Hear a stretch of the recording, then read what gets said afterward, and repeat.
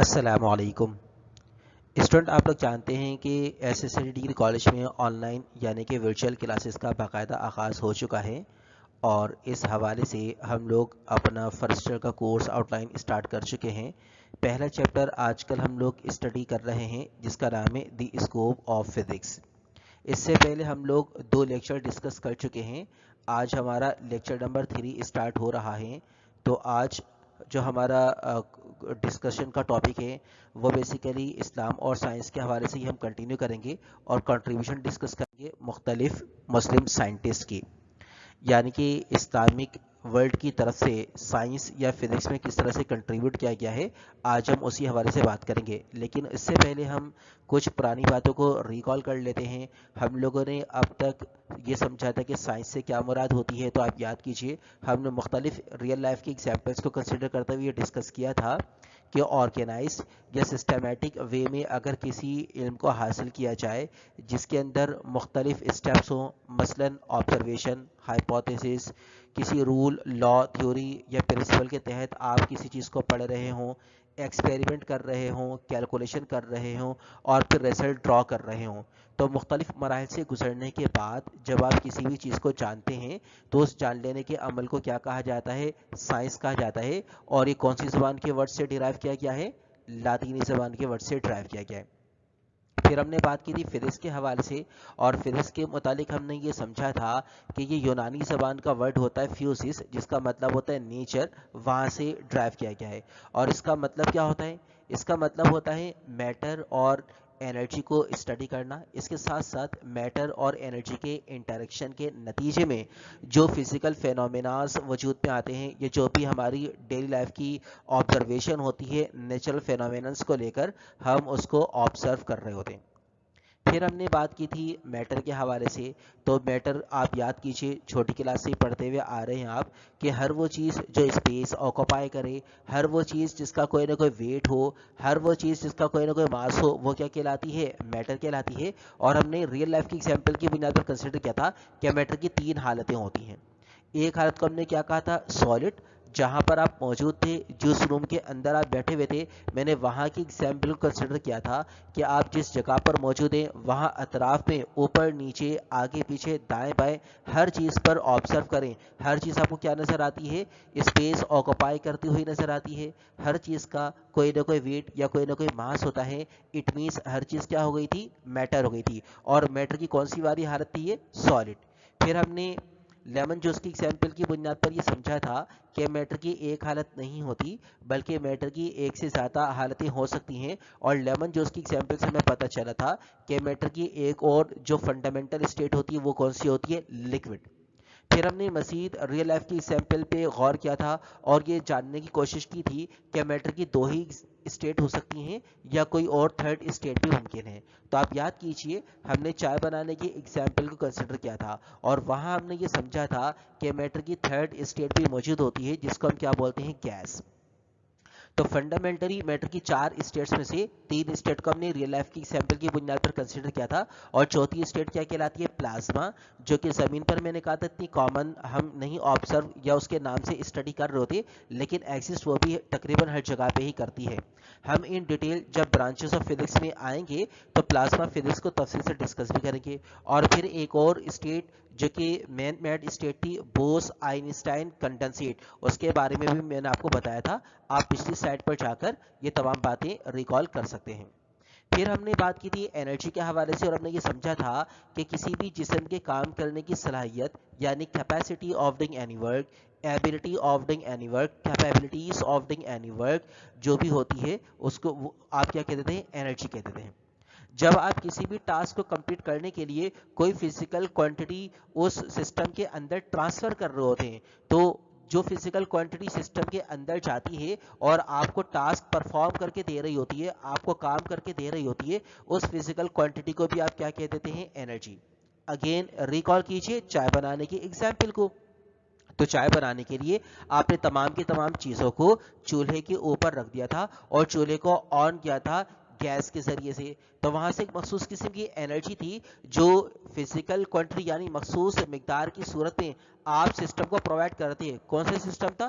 देगची मौजूद थी, उसके अंदर दूध मौजूद था, चाय पत्ती मौजूद थी, चीनी मौजूद थी और दीगर इंग्रेडिएंट्स वगैरह मौजूद थे। तो पूरा का पूरा एक सिस्टम था। उस सिस्टम को आप एक फिजिकल क्वांटिटी ट्रांसफर कर रहे थे, उस फिजिकल क्वांटिटी को आपने क्या कह दिया था, हीट एनर्जी कह दिया था।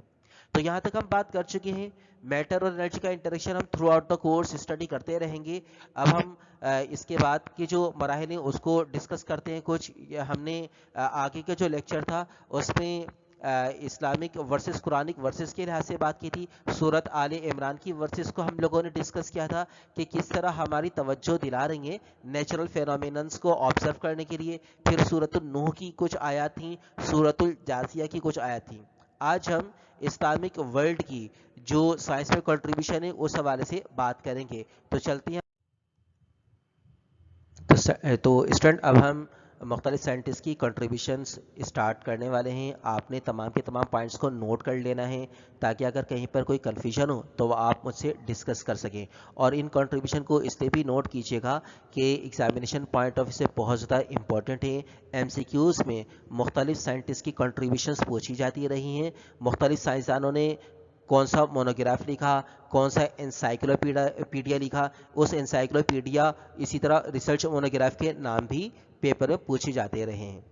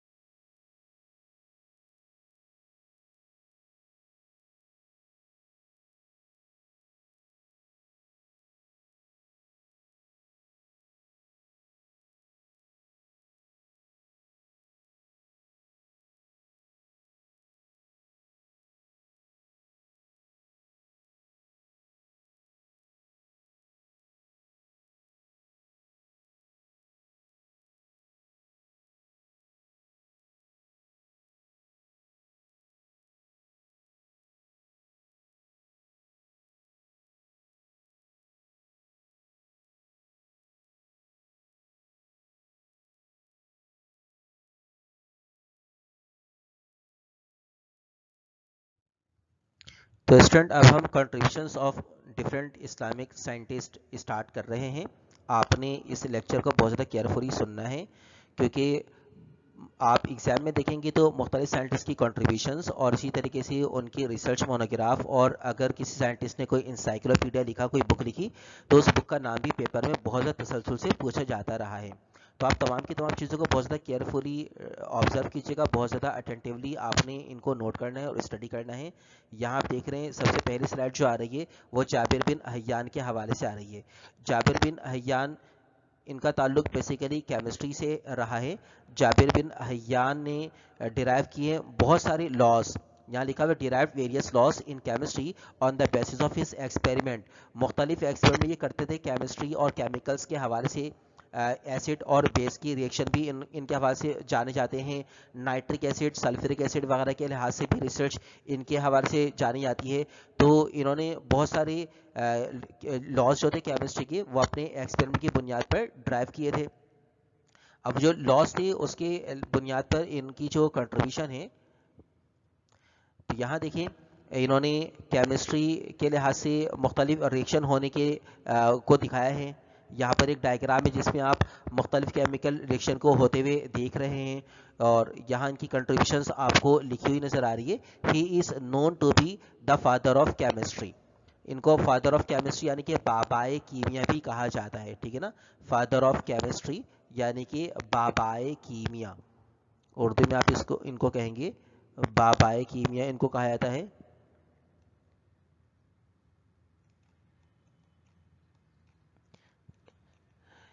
He was also an astronomer, pharmacist, physician, philosopher and engineer. इनके हवाले से یہ بھی ریسرچ میں آتا ہے کہ انہوں نے ایسٹرونومی کے لحاظ سے بہت زیادہ کرا قدر خدمات انجام دی ہیں. انجینئر تھے, فلاسفر تھے, فارمیسسٹ یعنی کہ میڈیسن وغیرہ بنانے میں بھی ان کا بہت زیادہ رول تھا. ظاہر ہے کہ میڈیسن بنانے کے لیے مختلف کیمیکلز استعمال کیا جاتے ہیں اور کیمسٹری کے رولز کو فالو کیا جاتا ہے. جیسے کہ فادر آف کیمسٹری تو ہیں ہی, لہٰذا میڈیسن کے لحاظ سے بھی بڑی جو ریسرچ ہے ان کے نام سے جانی جاتی ہے. He was credited for the discovery of 19 substances which we call elements in modern chemistry. اپنے دور کے لحاظ سے انہوں نے 19 ایلیمنٹس ڈسکور کیے تھے اس دور میں ماڈرن کیمسٹری میں, جس کو ہم ایلیمنٹ کہتے ہیں. اس دور میں انہوں نے 19 سبسٹینس ڈسکور کیے تھے. یہ ان کی ایک ریسرچ لیب دکھائی گئی ہے, ان کی ایک تجربہ گاہ ہے جہاں پر یہ ان کو دکھایا گیا کہ اپنی لیب میں یہ اپنے ایک اسٹوڈنٹ کے ساتھ ڈسکشن میں مصروف ہیں.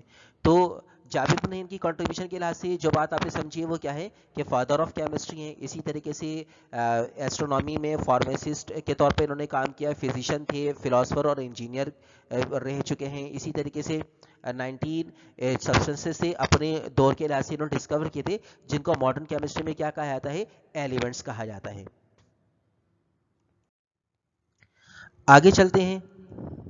تو آگے اب جو ہمارے پاس ہمارے سامنے سائنٹسٹ ہیں وہ سائنٹسٹ ہیں البطانی. البطانی کے لحاظ سے اگر آپ دیکھیں تو البطانی نے بھی ایسٹرونومی میں اپنی گراں قدر خدمات انجام دی, اور جو سولر سسٹم ہے اور سولر سسٹم یعنی سورج کے گرد گردش کرنے والے مختلف جو پلانٹس ہیں ان پلانٹس کے حوالے سے انہوں نے انفارمیشن دی.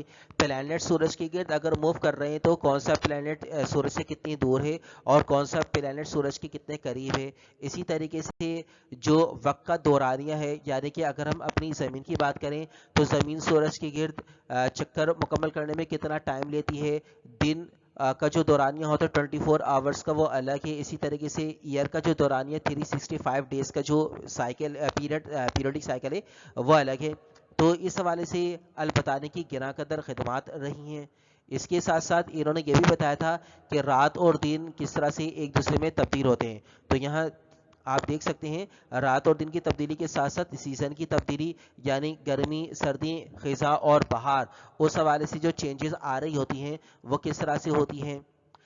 سردیوں میں جو دن کا دورانیہ ہوتا ہے آپ جانتے ہیں کہ وہ چھوٹا ہوتا ہے, راتیں لمبی ہوتی ہیں جس ریجن میں ہم موجود ہیں یہاں پر, اور گرمیوں میں دن کا دورانیہ جو ہے وہ بڑا ہو جاتا ہے اور راتیں چھوٹی جاتی ہیں. تو سیزن جو چینج ہو رہا ہوتا ہے وہ کس طرح سے چینج ہو رہا ہوتا ہے اور کس جیوگرافیکل لوکیشن میں, کس خطے کے اندر سردی کا دورانیہ زیادہ ہوگا یا گرمی کا دورانیہ زیادہ ہوگا, خزاں کا موسم کتنا طویل ہوگا یا اسپرنگ کا موسم کتنا طویل یا چھوٹا ہوگا. اس حوالے سے انہوں نے اپنی خدمات انجام دی, اس حوالے سے انہوں نے کانسیپٹس کلیئر کیے.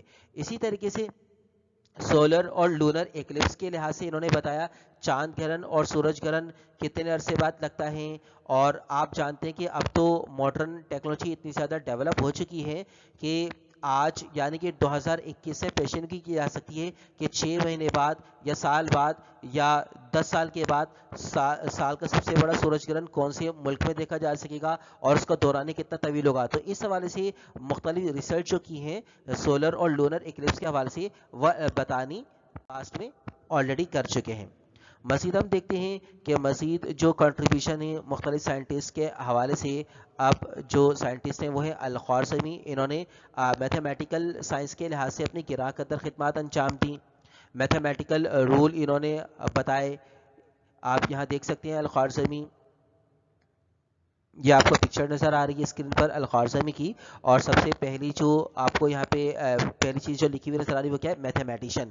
یعنی ان کا جو میجر کارنامہ ہے وہ میتھمیٹیکل سائنسز کے لحاظ سے ہے, اور ان کو فادر آف اینالیٹیکل الجبرا بھی کہا جاتا ہے. آپ نے چھوٹی کلاس سے مختلف الجبرک ایکسپریشنز پڑھی ہیں, مختلف الجبرک رولز اپلائی کیے ہیں, مختلف ایکسپریشن کو سالو کرنے کے لیے فیکٹرائزیشن آپ سالو کر کے آئے ہیں. تو فادر آف اینالیٹیکل الجبرا کن کو کہا جاتا ہے, الخوارزمی کو ہی کہا جاتا ہے. الخوارزمی کے رولز کی بنیاد پر آپ نے وہ ساری چیزیں پڑھی. انہوں نے اینالیٹیکل الجبرا کے لحاظ سے ایک بک لکھی تھی, ایک انسائکلوپیڈیا لکھا تھا جس کو کہا جاتا ہے الجبر والمقابلہ. ٹھیک ہے نا, یہ نام آپ کو یاد رکھنا ہے کیونکہ یہ پیپر میں پوچھا جا سکتا ہے. الجبر والمقابلہ جو ان کا انسائکلوپیڈیا تھا وہ نام آپ کو ذہن میں رکھنا ہے. यहाँ پر آپ کو مختلف الجبرک ایکسپریشن نظر آ رہی ہیں. مختلف الجبرک ایکسپریشنس یعنی الفابیٹک ویریبلس کو سالو کرنے کا کیا طریقہ کار ہوتا ہے. کوڈریٹک ایکویشن آپ پڑھ کر آئے ہیں, سنتھیٹک ڈیویژن آپ پڑھیں گے فرسٹ ایئر میں. اسی طریقے سے آپ پولینومیلز ایکسپریشن پڑھ کر آئے ہیں, ان کو سالو کرنے کا کیا طریقہ کار ہوتا ہے. یہ تمام کی تمام باتیں الخوارزمی نے آپ کو بتائی ہیں. اسی طریقے سے یہ ایسٹرونامر بھی تھے یعنی ماہر فلکیات بھی تھے, اور ایسٹرونومی کے لحاظ سے مختلف سائنسدان ان سے پہلے بھی کام کر چکے ہیں. اس میں الخوارزمی کا نام بھی آتا ہے. جیوگرافر بھی رہ چکے ہیں, ہسٹورین تھے. انہوں نے انوینٹ کیا تھا لوگیرتھمک رول. لوگیرتھمک رول آپ چھوٹی کلاس یعنی میٹرک میں پڑھ کر آئے ہیں. لوگیرتھمک ایکسپریشن کو سالو کرنے کے حوالے سے سائنٹیفک اور آرڈینری فارم جو ہوتی ہیں نمبرز کو لکھنے کی, وہ آپ ڈسکس کر کے آئے ہیں.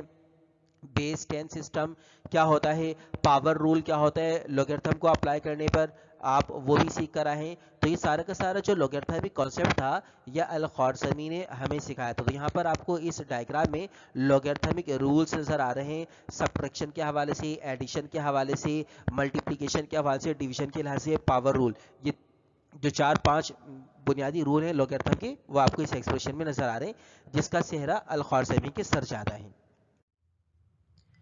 اب ہم فزیکل سائنس کی کنٹریبیوشن کے حوالے سے ایک اور اسلامک اسکالر کو ڈسکس کریں گے. ان کی بھی بہت زیادہ گراں قدر خدمات ہیں, بہت زیادہ اہم حیرت انگیز خدمات انہوں نے انجام دی ہیں. نام ان کا عمر خیام. اور اسٹوڈنٹ میں آپ کو یہ بتاتا چلوں کہ عمر خیام کے حوالے سے پیپر میں بھی پوچھا جاتا رہا ہے, لہٰذا آپ ان کی کنٹریبیوشن کو بہت زیادہ توجہ کے ساتھ سنیے گا, کیونکہ پیپر میں ان کی کنٹریبیوشنس ایم سی کیوز کی صورت میں پوچھی جاتی رہی ہیں.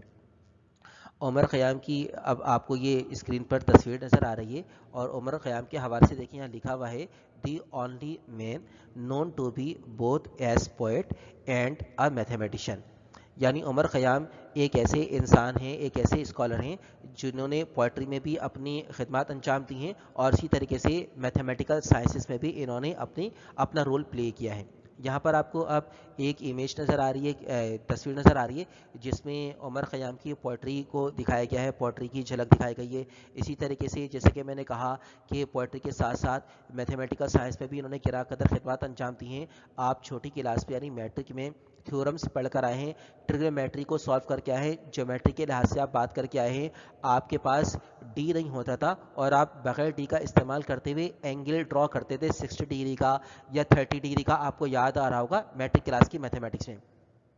تو بغیر ڈی کو استعمال کیے ہوئے آپ کس طرح سے مختلف ڈگری کے اینگل میجر کر سکتے ہیں کسی جگہ پر, یا کسی اینگل کو بائسیکٹ کر سکتے ہیں یا ٹرائسیکٹ کر سکتے ہیں. اسی طریقے سے پیرالوگرام ریکٹینگل یا اسکوائر کو اگر آپ ڈائیگرام ڈرا کرتے ہیں, جیسے یہاں پر آپ کو نظر آ رہی ہے ڈائیگرام, اس میں لکھا ہوا ہے کوادری لیٹرل آف عمر خیام. یہ آپ دیکھیں اس کوادری لیٹرل کو, 4 سائڈ والی ڈائیگرام کو ڈائیگرام ڈرا کر کے مختلف ٹرائنگل کی صورت میں بھی اس کو کنورٹ کیا گیا ہے.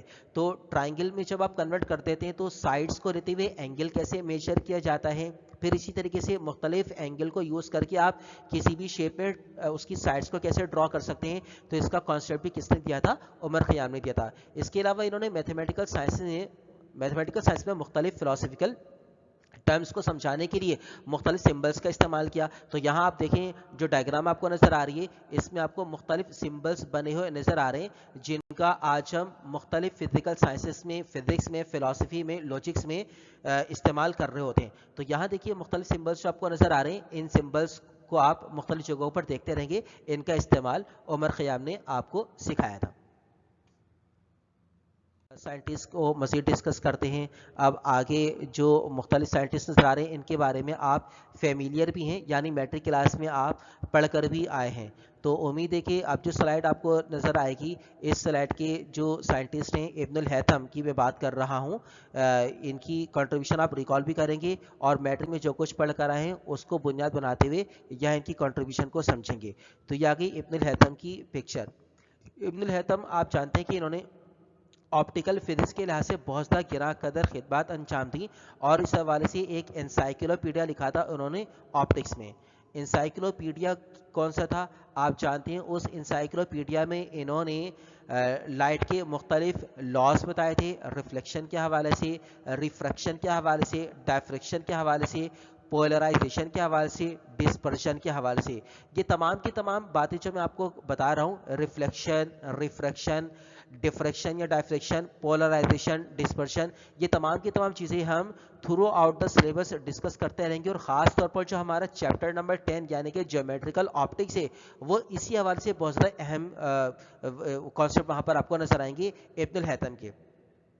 आप जानते हैं कि जब लाइट रे मिरर के ऊपर जाकर टकराती हैं तो मिरर से रिफ्लेक्ट हो जाती हैं। अब रिफ्लेक्ट होने की सूरत में इमेज बन रही होती है, उस इमेज की नेचर, उस इमेज का कैरेक्टर, इमेज का डिस्टेंस कुछ और होता है। और ख़ास तौर पर अगर लाइट रेस प्लेन मिरर के ऊपर जाकर टकराएं तो बिहेवियर कुछ और होता है। लेकिन अगर वही light rays spherical mirror, concave mirror या कॉन्वेक्स मिरर पर जाकर टकराए,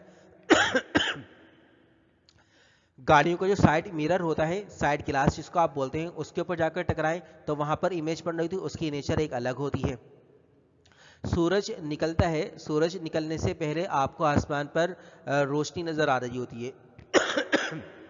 इसी तरीके से सूरज गुरूब हो जाता है और सूरज के गुरूब होने के बावजूद आसमान पर आपको रोशनी नजर आ रही होती है। ये जो इर्रेगुलर रिफ्लेक्शन होता है, एक रेगुलर रिफ्लेक्शन आपने पढ़ा है मैट्रिक क्लास में, एक इर्रेगुलर रिफ्लेक्शन पढ़ा है। तो ये इर्रेगुलर रिफ्लेक्शन जो होता है जिसके से डिस्पर्शन होता है, और फिर सूरज निकलने से पहले, सूरज निकलने के बाद आसमान पर आपको ब्राइट इफेक्ट नजर आ रहा होता है। इसका कॉन्सेप्ट भी इब्नुल हैथम ने आपको बताया था। तो जितने भी लॉस हैं रिफ्लेक्शन के लिहाज से, रिफ्रैक्शन के लिहाज से, डायफ्रेक्शन, डिस्पर्शन, पोलराइजेशन के लिहाज से, उसमें जो बुनियादी किरदार अदा किया है वो इब्नुल हैथम ने किया है। इन्होंने एक इंसाइक्लोपीडिया लिखा था, उस इंसाइक्लोपीडिया का नाम आपको यहाँ पर लिखा हुआ नजर आ रहा है, किताबुल मनाजिर। ये नाम आपने याद रखना है क्योंकि एग्जाम में पूछा जाता रहा है। इसी तरीके से आप देख सकते हैं अगली जो पिक्चर है, इस पिक्चर में बुक के ऊपर ही आपको लॉस ऑफ रिफ्लेक्शन यहाँ पर दिखाए गए हैं। जब लाइट किसी पॉलिश सरफेस से जाकर टकराती है तो टकराकर किस तरह से रिफ्लेक्ट होती है और किस तरह से फिर इमेज हासिल हो रहा होता है, वो चीज़ आपको दिखाई गई है। ये किताबुल मनासिर की एक पिक्चर आपको नज़र आ रही है स्लाइड यहाँ में। फिर इसी तरीके से इब्नुल हैथम की जो मेन कॉन्ट्रीब्यूशंस थी उनमें से एक कॉन्ट्रीब्यूशन ये थी कि इन्होंने ह्यूमन आई का स्ट्रक्चर बताया था। हमारी आँख में बुनियादी जो पार्ट होते हैं, बायोलॉजिकल पार्ट, वो कौन कौन से होते हैं, लाइट किस तरह से आई लेंस में दाखिल होती है और फिर रेटिना पर इमेज बन रहा होता है। और इसी तरीके से वक्त गुजरने के साथ साथ इंसान की आंख में जो डिफेक्ट पैदा हो जाते हैं, खास तौर पर मैट्रिक क्लास में आप पढ़कर आए हैं शॉर्ट साइटेडनेस और लॉन्ग साइटेडनेस, इसके अलावा दीगर डिफेक्ट फिर इन डिफेक्ट को किस तरह से रिमूव किया जाता है, वो सारी की सारी चीज़ें इन्होंने अपनी इंसाइक्लोपीडिया किताबुल मनाजिर में भी डिस्क्राइब की हैं। पिन होल कैमरा इन्होंने इन्वेंट किया था और पिन होल कैमरा से इन्होंने सोलर और लूनर इक्लिप्स की तस्वीर भी ली थी। पिन होल कैमरा में इमेज किस तरह से हासिल हो रहा होता है, तो यहाँ पर आप देखें एक ट्री है, उस ट्री का पिन होल कैमरा के जरिए से इमेज बनते हुए दिखाया गया है। एक मुकम्मल तौर पर इन्वर्टेड इमेज आपको यहाँ पर बनता हुआ नजर आ रहा है। तो इमेज की जो नेचर होती है, इमेज रियल होती है, इन्वर्टेड होती है, वर्चुअल होती है, इरेक्ट होती है। अगर इरेक्ट इमेज होगी तो वो किस तरह की होगी, इन्वर्टेड इमेज होगी तो वो किस तरह की होगी, अप साइड अप, इसी तरीके से डाउन साइड डाउन, और बाज़ वक़्त अप साइड डाउन और डाउन साइड अप हो जाती है। प्लेन मिरर में आपको अपना राइट अपना लेफ्ट नज़र आ रहा होता है, अप साइड अप और डाउन साइड डाउन ही नज़र आ रही होती है। तो ये सब कुछ कैसे होता है, जबकि जो स्फेरिकल मिरर होते हैं उसमें इन्वर्टेड इमेज बन रही होती हैं। रियल इमेज किस तरह से होगी, इमेज का साइज क्या होगा, इमेज कितनी दूर बनेगी, ये सारा का सारा कॉन्सेप्ट इन्होंने अपने इंसाइक्लोपीडिया यानी कि किताबुल मनाजिर में तफसील से डिस्क्राइब किया है। तो ये इब्नुल हैथम की कंट्रीब्यूशन थी। आपने जो बुनियादी पॉइंट जहन में रखने हैं वो ये है कि इनके इंसाइक्लोपीडिया का नाम जहन में रखना है, आई का स्ट्रक्चर इन्होंने बताया था, पिन होल कैमरा इन्होंने बनाया था और पिन होल कैमरा के जरिए इन्होंने सोलर और लूनर इक्लिप्स की इमेज। अब नेक्स्ट स्लाइड में हम एक और इस्लामिक स्कॉलर के लिहाज से बात करेंगे, और जिन इस्लामिक स्कॉलर के से अब हम बात करेंगे ये बहुत ज़्यादा हैरत अंगेज़ शख्सियत के हामिल रहे हैं। इनका नाम है अबू रेहान अल बैरूनी। तो अब हम बात करेंगे अल बैरूनी की कंट्रीब्यूशन के लिहाज से। अल बैरूनी को जाना जाता है एक एस्ट्रोनॉमर के तौर पर, यानी कि ये एस्ट्रोनॉमिकल साइंस में भी काम करते रहे हैं। इनकी रिसर्च है फिजिकल साइंस और मैथमेटिकल साइंस के लिहाज से इनकी किरा कतर खिदमात हैं। देखते हैं इनकी मेन कॉन्ट्रीब्यूशंस क्या क्या हैं। तो यहाँ देखिए पहली कॉन्ट्रीब्यूशन जो आपको लिखी हुई नज़र आ रही है, इसके मुताबिक he gave the concept of determining the longitude and latitude of earth. انہوں نے زمین کا لانگیٹیوڈ اور زمین کا لیٹیٹیوڈ، لانگیٹیوڈ یعنی کہ لمبائی کے لحاظ سے جو زمین کا رقبہ ہے، لیٹیٹیوڈ یعنی کہ زمین کا چوڑائی کے لحاظ سے جو رقبہ ہے اس کو معلوم کرنے کے لحاظ سے اپنا کانسیپٹ پیش کیا تھا۔ اسی طریقے سے ہی calculated the circumference and diameter of earth, زمین کا سرکمفیرنس اور زمین کا ڈائمیٹر۔ دیکھیں فرض کر لیجیے زمین ہے، اب اگر میں زمین کی گولائی کے لحاظ سے لینتھ معلوم کرتا ہوں، یہ جو آپ کو جو سرکولر سرفیس ہے اس کی اگر میں پوری کی پوری لینتھ کی بات کرتا ہوں تو یہ جو لینتھ ہوتی ہے کروڈ لینتھ، اس کو کہتے ہیں سرکمفیرنس۔ تو انہوں نے اتنی بڑی زمین کا سرکمفیرنس بتایا تھا، اور سرکمفیرنس کا فارمولا آپ جانتے ہیں، سی برابر ہوتا ہے 2 پائے اور آر، آر مینس زمین کا ریڈیس، زمین کے ریڈیس کو پائی سے ملٹیپلائی کریں، 2 سے ملٹیپلائی کریں تو جو ٹوٹل میجرمنٹ آتی ہے وہ کیا بن جاتا ہے، زمین کا سرکمفیرنس۔ زمین کا سرکمفیرنس آپ جانتے ہیں تقریباً 40,000 کلومیٹر ہے، زمین کا جو سرکمفیرنس ہے کتنا ہے، تقریباً 40,000 کلومیٹر۔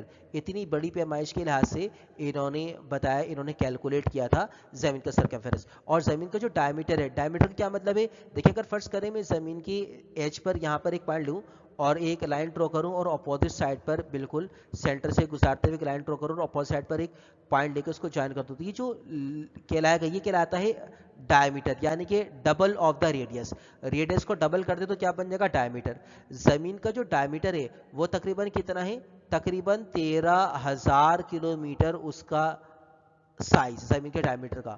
تو یہ جو کیلکولیشن تھی زمین کا سرکمفیرنس اور زمین کا ڈائمیٹر، یہ البیرونی نے ہمیں بتایا تھا، انہوں نے کیلکولیٹ کر کے ہمیں دیا تھا۔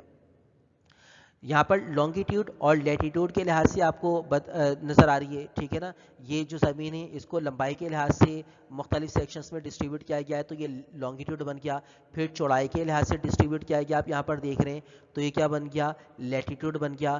پھر اسی طریقے سے جب ہم ٹائم کی تقسیم کرتے ہیں، آپ جانتے ہیں دوپہر 12 بجے سے پہلے کا وقت اے ایم کہلاتا ہے، دوپہر 12 بجے سے لے کر رات کے 12 بجے تک کا جو ٹائم ڈیوریشن ہے اس کو ہم پی ایم کہتے ہیں۔ تو یہ اے ایم اور پی ایم، اینٹی میریڈین اور پوسٹ میریڈین، یہ جو تقسیم تھی، میریڈین جو لائن ہوتی ہے یہ آپ کو یہاں پر لکھی ہوئی نظر بھی آ رہی ہے، جس کو میں نے سرکل کر دیا، ٹھیک ہے نا۔ تو اس کا کانسیپٹ بھی کس نے دیا تھا، یہ البیرون دیا تھا۔ یعنی آج جو پورے دن میں ٹائم کی تقسیم ہے 24 آورس کا جو ڈے ہے، اور 24 آورس کا جو ڈے ہے اس میں سے کتنا حصہ مارننگ کا ہے، کتنا حصہ نون کا ہے، پھر کتنا ایوننگ کا ہے، پھر کتنا نائٹ کا ہے، اور نائٹ کے مختلف پہر ہیں، مختلف اس کے مراحل ہیں، یہ سارے کے سارے جو ڈیوریشن تھا اس کو ڈسٹریبیوٹ کیا تھا البیرونی نے لانگیٹیوڈ اور لیٹیٹیوڈ کی بنیاد پر۔ اسی طریقے سے اب آگے دیکھیں تو آگے ان کی ایک اور کنٹریبیوشن لکھی ہوئی نظر آ رہی ہے، ہی ایکسپلین ڈفرینٹ فیزز آف مون۔ آپ جانتے ہیں چاند کی مختلف اشکال ہوتی ہیں، مختلف مراحل میں چاند بالکل باریک ہوتا ہے، پھر اس کا سائز بڑھنا شروع ہوتا ہے، بڑھتے بڑھتے بڑھتے بڑھتے پھر وہ 14ویں کا چاند بن جاتا ہے، اور 14 تاریخ کے بعد چاند پھر گھٹنا شروع ہوتا ہے، گھٹتے گھٹتے گھٹتے گھٹتے اور پھر 27 تک وہ مکمل طور پر ڈس اپیئر ہو جاتا ہے ہورزن پر سے، ٹھیک ہے نا۔ تو مختلف جو چاند کی اشکال ہوتی ہیں، چاند کا بڑھنا، چاند کا گھٹنا، اس کے حوالے سے بھی البیرونی نے آپ کو اس کا مختلف پورا کا پورا ٹائم ڈیوریشن اور پیریوڈک وے اس کا کلیئر کیا تھا۔ یہاں پر آپ کو ڈائیگرام نظر آ رہی ہے، اس ڈائیگرام میں چاند کے مختلف اشکال نظر آ رہی ہیں، چاند مکمل ہوگا تو پھر وہ کس طرح سے ہوگا، چاند کا اگر جزوی طور پر اگر چاند شائن کر رہا ہوگا اور باقی حصہ اس کا شیڈو کی صورت میں ہوگا تو وہ کس طرح ہوگا، یہاں پر آپ کو نظر آ رہا ہے۔ اسی طریقے سے انہوں نے میتھڈ ڈیولپ کیا تھا ٹرائی سیکشن آف اینگل کا۔ اینگل کو ہم بائسیکٹ کرتے ہیں، اینگل کو ٹرائسیکٹ کر رہے ہیں، جب اینگل کو ٹرائسیکٹ کرتے ہیں تو انٹرنل ڈیویژن بنتی ہے، ایکسٹرنل ڈیویژن بنتی ہے۔ اب انٹرنل ڈیویژن اگر ہوگی تو اس کو کس طرح سے آپ کیلکولیٹ کریں گے، ایکسٹرنل ڈیویژن ہوگی تو ایکسٹرنل ڈیویژن کو لینے کے بعد کسی بھی خطے میں کس طرح کا اس کا افیکٹ ہوگا، تو اس حوالے سے انہوں نے اپنی کنٹریبیوشن بتائیں۔ اسی طریقے سے دیکھیں یہاں پر ایک اور کنٹریبیوشن لکھی ہوئی نظر آ رہی ہے، he told that speed of light is greater than the speed of sound. Speed of light کے لحاظ سے انہوں نے بتایا تھا کہ اسپیڈ آف لائٹ جو کتنی ہوتی ہے 3x8 میٹر پر سیکنڈ ہوتی ہے اسپیڈ آف لائٹ، اور جو آواز کی رفتار ہوتی ہے وہ کتنی ہوتی ہے 332 میٹر پر سیکنڈ۔ تو انہوں نے بتایا تھا کہ speed of light 3x8 metre per second یہ زیادہ ہوتی ہے 332 मीटर पर सेकेंड यानी आवाज़ की रफ्तार के लिहाज से। या मैं दोनों ही रफ्तार लिख देता हूँ ताकि आपको ज़हन नशीन करने में आसानी हो, और पेपर के लिहाज से भी इम्पोर्टेंट है, पेपर में भी इसके हवाले से पूछा जाता रहा है, तो आप इन रफ्तारों को नोट कर लीजिएगा। ये मैं रोशनी की रफ्तार लिख रहा हूँ 3 एक्सपोनेंट 8 मीटर पर सेकेंड, और जो आवाज़ की रफ्तार होती है वो क्या है 332 मीटर पर सेकेंड। मुख्तलिफ टेम्परेचर पर, जिस जगह पर साउंड ट्रैवल कर रही होती है उस जगह के टेम्परेचर पर साउंड की रफ्तार डिपेंड कर रही होती है। तो ये मैंने ये 0 डिग्री सेंटीग्रेड पर स्पीड ऑफ साउंड लिखी 332 मीटर पर सेकेंड। इसी तरीके से ज़मीन सूरज के गिर्द आप जानते हैं कि स्पिन कर रही है और ज़मीन सूरज के गिर्द घूम भी रही है। ज़मीन की जो हरकत है वो दो तरह की है। वो किस तरह की? दो तरह की। ज़मीन ऑर्बिटल मोशन भी कर रही है, ऑर्बिटल मोशन का मतलब इस तरह से भी मूव कर रही है, और ज़मीन अपने एक्सिस पर रहते हुए इस तरह से स्पिन भी कर रही है। यानी इस तरह की हरकत है ज़मीन, ऑर्बिटल मोशन भी है और स्पिन मोशन भी है।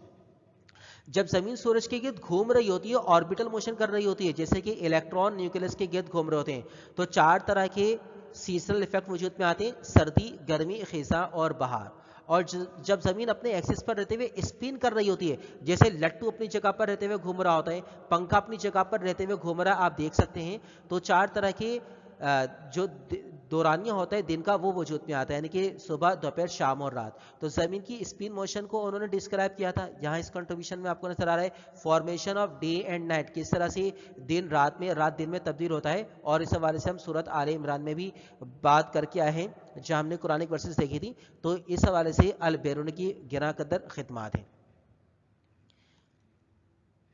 इसी तरीके से डे और नाइट की फॉर्मेशन को यहाँ पर आपको दिखाया गया, ज़मीन की स्पिन मोशन आपको दिखाई गई है।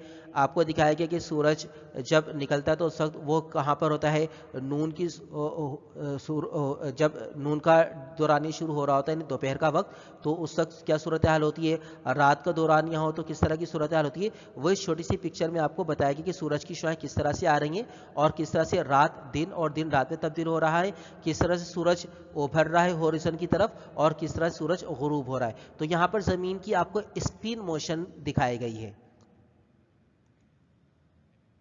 इसी तरीके से उन्होंने मज़ीद ये बताया कि जो हम फूलों की पत्तियां वगैरह देख रहे होते हैं, फूलों की पत्तियां यानी जो पेटल्स होते हैं, उसमें उन्होंने बताया कि 3, 4, 5, 6 या 28 तो होती हैं, लेकिन उनकी तादाद 7 या 9 नहीं होती। जो फूलों की पत्तियां होती हैं उन पत्तियों में ये जो ऑड फिगर्स आपको नजर आ रहे हैं 7 और 9, इस हवाले से उन्होंने कहा कि 7 और 9 नहीं हो सकती, अलबत्ता 3, 4, 5, 6 और 28 ये तादाद हो सकती है पेटल्स के लिहाज से। यहाँ पर आपको मुख्तलिफ पेटल्स नज़र आ रहे हैं इस डायग्राम के अंदर। तो आज जो हमने मुख्तलिफ साइंटिस्ट की कॉन्ट्रीब्यूशंस को स्टडी किया है, उम्मीद है कि ये कॉन्ट्रीब्यूशंस आपको समझ आई होंगी। आप इन स्लाइड्स को बार बार देखिए, अगर कहीं पर कोई कन्फ्यूजन हो तो उस कन्फ्यूजन को नोट कर लीजिए ताकि हम डिस्कस कर सकें। ये कॉन्ट्रीब्यूशंस दिखने में तो बहुत ज़्यादा मामूली हैं, लेकिन साइंस की तकरीबन हर फील्ड में आपको नज़र आएंगे मुख्तलिफ स्कॉलर्स, जिनमें से कुछ को आज हमने डिस्कस कर लिया है, कुछ को हम इंशाल्लाह नेक्स्ट टाइम डिस्कस करेंगे। ये contributions examination point of view से भी बहुत ज़्यादा इंपॉर्टेंट है, यानी मुख्तलिफ साइंटिस्ट ने कौन सी खिदमात अंजाम दी, किस फील्ड में उन्होंने काम किया और उन्होंने कौन सी किताब लिखी। खासतौर पर किताबों के नाम लाजमी तौर पर अच्छी तरह से नशीन कर लें, क्योंकि बोर्ड के पेपर में MCQs की सूरत में कई दफ़ा पूछे जा चुके हैं। बार बार इन स्लाइड्स को देखिए, बहुत ज़्यादा कंट्रीब्यूशंस पे गौर व फिक्र कीजिए, कोई कन्फ्यूजन हो उसको नोट कीजिए ताकि फिर हम डिस्कस कर सकें। इंशाल्लाह नेक्स्ट टाइम हम मज़ीद साइंटिस्ट की कंट्रीब्यूशंस को डिस्कस करेंगे। Thank you so much.